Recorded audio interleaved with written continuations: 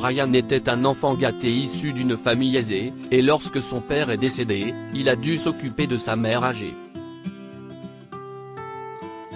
Un jour, elle a quitté la maison et n'est pas revenue, ce que Brian pensait être un soulagement jusqu'à ce que les heures passent. Il est allé la chercher et a reçu le coup de fil le plus effrayant de sa vie. Sur son lit de mort, le père de Brian, Richard, le supplie de prendre soin de sa mère, Sylvia.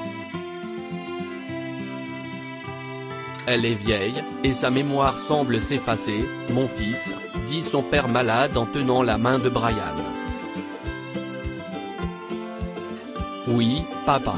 J'engagerai des gens pour la surveiller en permanence », lui a-t-il assuré. Mais ce n'était pas suffisant.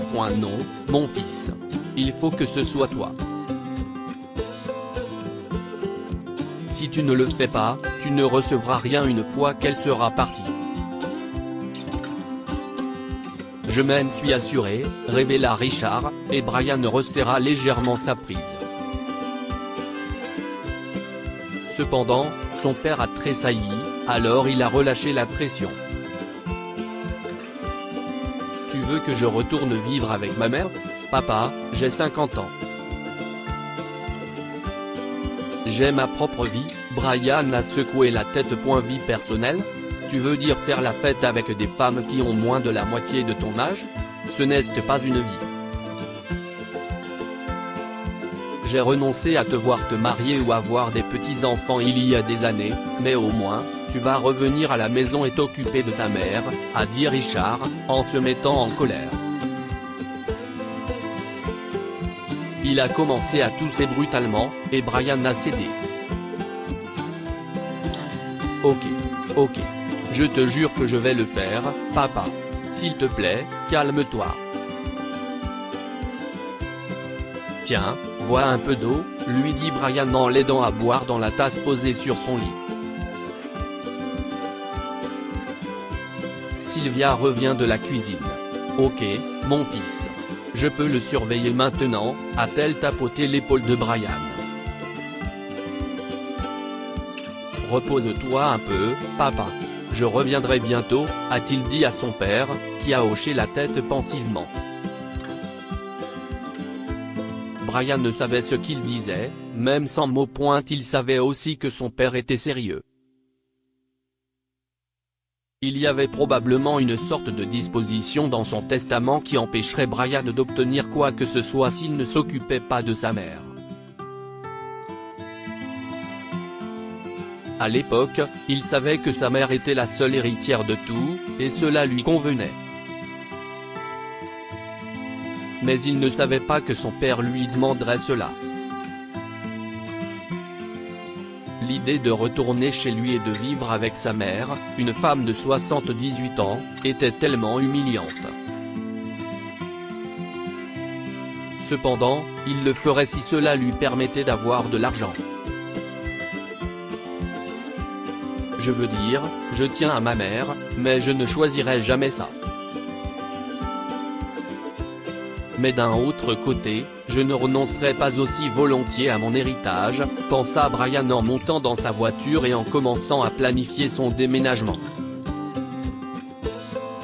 Son père est mort plus tard dans la semaine, et il a emménagé dans la maison peu après. Cependant, Brian a dit à sa mère qu'il le faisait pour qu'elle ne soit pas seule et parce qu'il avait promis à son père sur son lit de mort. Sylvia acquiesce et l'embrasse sur la joue, lui souhaitant la bienvenue à la maison. Quelques mois plus tard, les signes du déclin cognitif de Sylvia sont devenus plus évidents. Les médecins ont effectué plusieurs tests, et rien de concret n'a été trouvé. Mais ils ont parlé d'une possible maladie d'Alzheimer ou de démence. Le bon côté des choses, c'est que Brian a engagé une infirmière pour s'occuper pleinement de sa mère. Il est toujours présent à la maison, comme son père l'avait demandé, mais il n'a pas à la surveiller en permanence.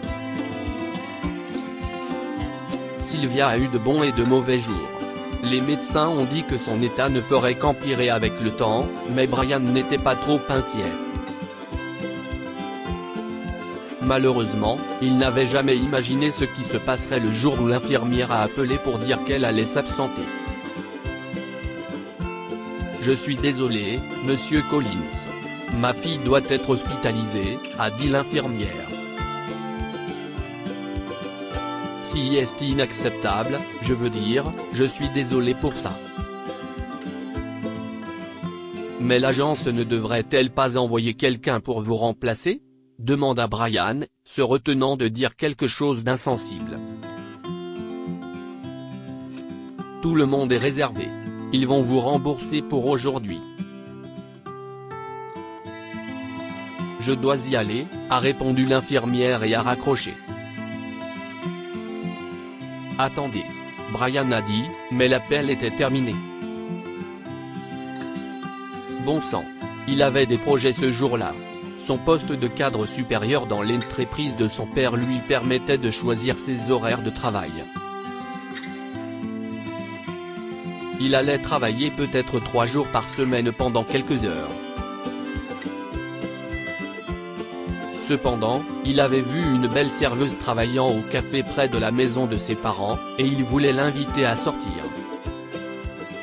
« Ma mère serait-elle d'accord si je la laissais seule ?» se demanda-t-il, continuant à s'habiller malgré ce changement de plan. « Je devrais lui demander. Maman, l'infirmière Jackie ne vient pas aujourd'hui, mais je dois aller au bureau aujourd'hui. Ils ont besoin de moi d'urgence. Est-ce que ça te dérangerait d'être seul pour aujourd'hui ?» a-t-il demandé à sa mère.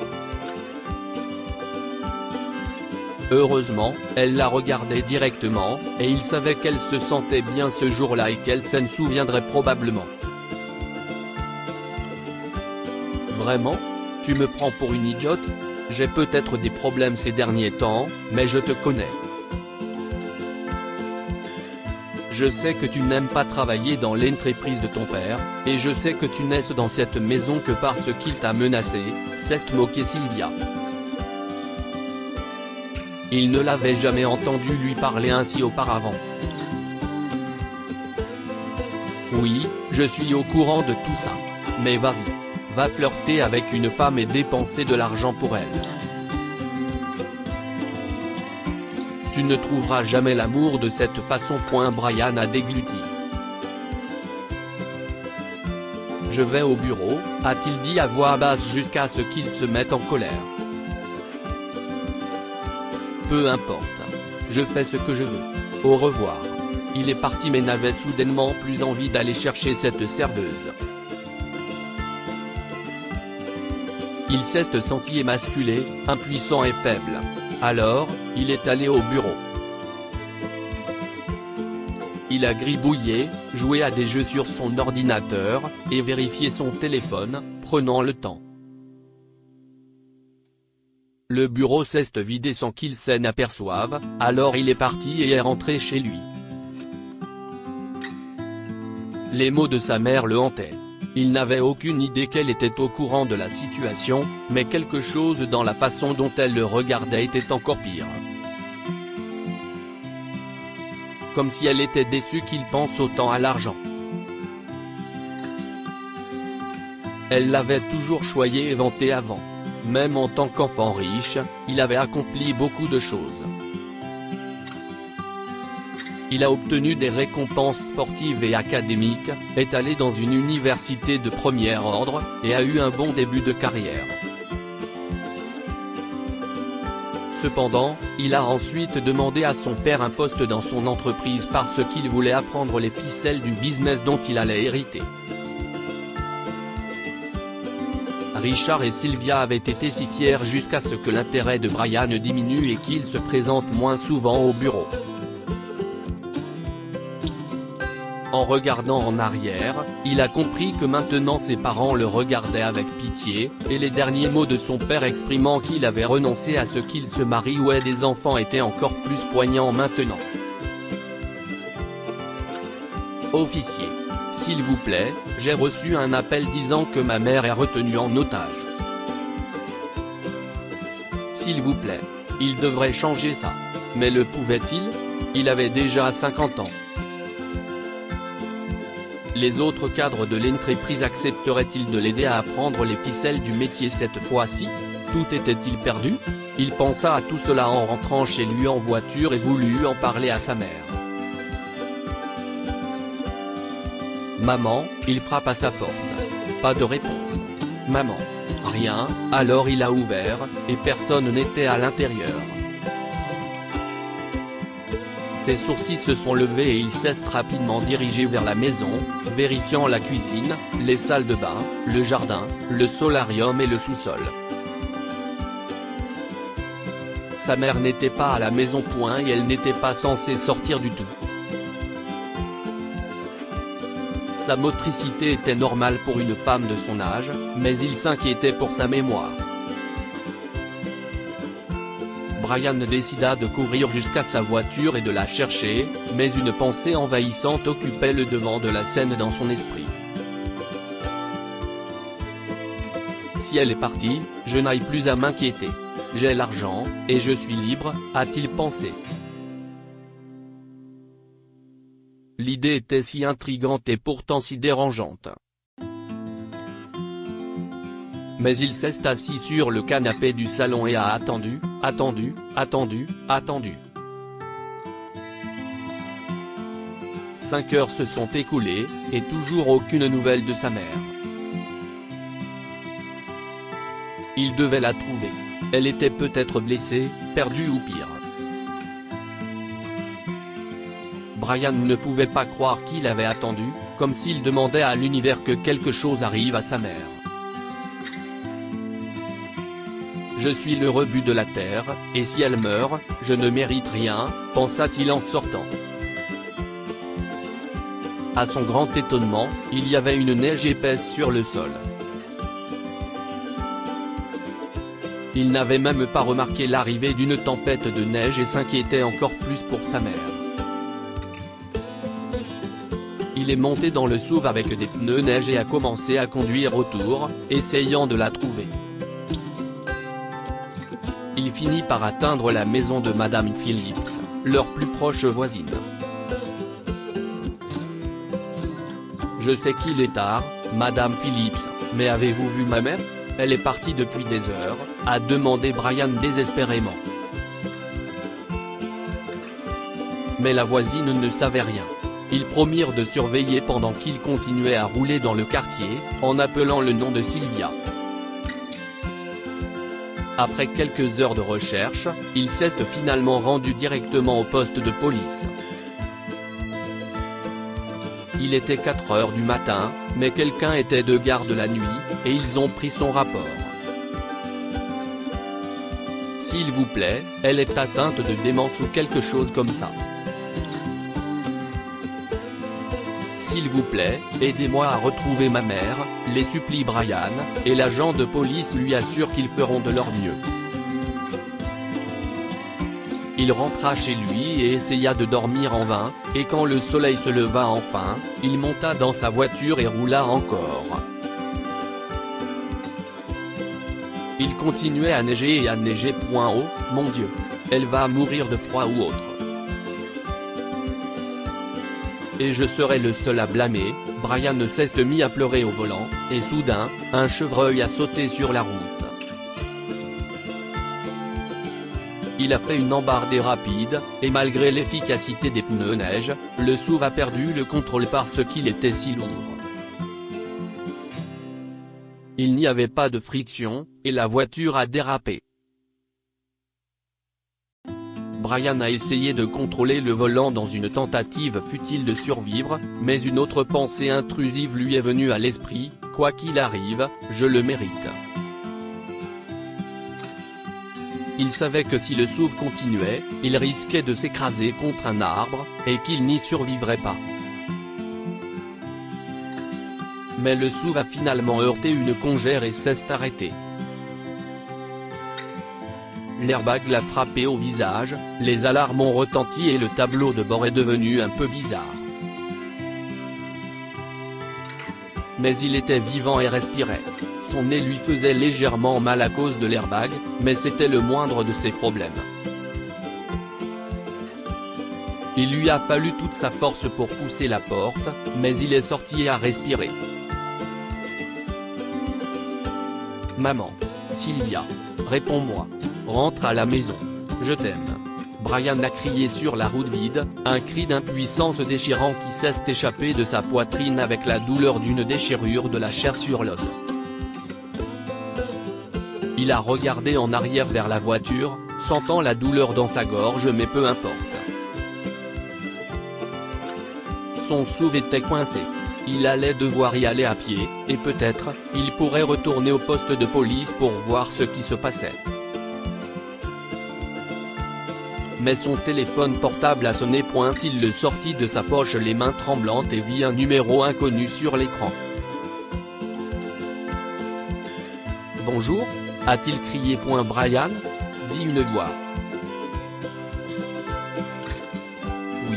Tu ne me connais pas, mais j'ai ta mère, a poursuivi l'homme au téléphone. Et Brian a vu rouge. Écoutez. Si vous faites du mal à ma mère de quelque manière que ce soit, je ferai en sorte que vous le payiez avec tout ce que vous avez, hurla-t-il, mais plusieurs billes résonnèrent dans son oreille, et il sut que l'appel était terminé. Ah. Je suis un homme différent maintenant, maman. Heureusement, une voiture de police est arrivée. Monsieur l'agent. S'il vous plaît, j'ai reçu un appel disant que ma mère est retenue en otage. S'il vous plaît. Vous devez m'aider. J'ai perdu le signal. Très bien. Allons au poste. Les officiers ont accepté, et il est monté dans leur voiture. De là-bas, on appellera une dépanneuse pour le SUV. Je m'en fiche. Je me soucie de ma mère, a répondu Brian. Il n'a accordé qu'une petite pensée à l'argent que le criminel voulait. Cependant, il était prêt à payer n'importe quoi pour la récupérer. Au poste, les flics ont déterminé que l'appel provenait d'un numéro de téléphone fixe et l'on tracé jusqu'à une adresse non loin de la maison de Brian, mais ils n'avaient jamais pris cette route. Ils n'ont pas essayé d'appeler car ils étaient sûrs qu'il s'agissait d'une prise d'otage. C'était déjà le matin, donc plusieurs policiers étaient disponibles pour se rendre directement à la maison. Vous devriez rester ici, monsieur Collins. Si est dangereux, lui a dit un officier. S'il vous plaît, non. Laissez-moi partir avec vous. Je peux négocier. Je peux offrir de l'argent. Tout ceci est de ma faute. S'il vous plaît, a supplié Brian, et le flic a eu pitié de lui.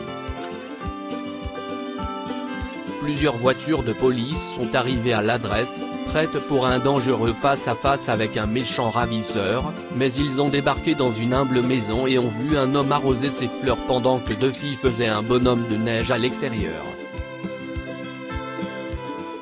Les officiers sortirent de leur voiture et Brian se précipita vers l'homme, qui le salua avant qu'il ne puisse exiger quoi que ce soit. Vous êtes Brian ? J'ai essayé d'appeler plusieurs fois, mais rien, a-t-il dit en souriant, et Brian s'est calmé, réalisant que cet homme n'était pas mauvais. Je suis Clint. Ce sont mes filles là-bas, et ta mère est juste à l'intérieur, près de la cheminée, a poursuivi le gentilhomme. Monsieur, pouvez-vous nous dire ce qui s'est passé ? S'est approché un des officiers. Je rentrais tard du travail quand j'ai vu cette vieille dame allongée sur la neige glacée. Je ne pouvais pas la laisser là, alors je l'ai ramenée à la maison. Elle était désorientée la nuit dernière, mais j'ai fait de mon mieux pour lui faire enfiler des vêtements secs et la garder au chaud et nourrie, a commencé à expliquer Clint. s'il vous plaît, entrez. » Brian entra en courant dans la maison et vit sa mère enveloppée dans une couverture chaude près de la cheminée. Ce matin, elle a réussi à me parler de son fils, et elle s'est souvenue de son numéro de téléphone.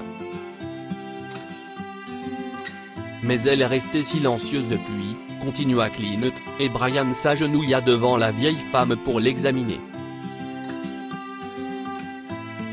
« Maman » a-t-il soufflé, les larmes coulant enfin. « Mon Dieu, maman. Je t'ai tellement cherché. Pourquoi as-tu quitté la maison ?»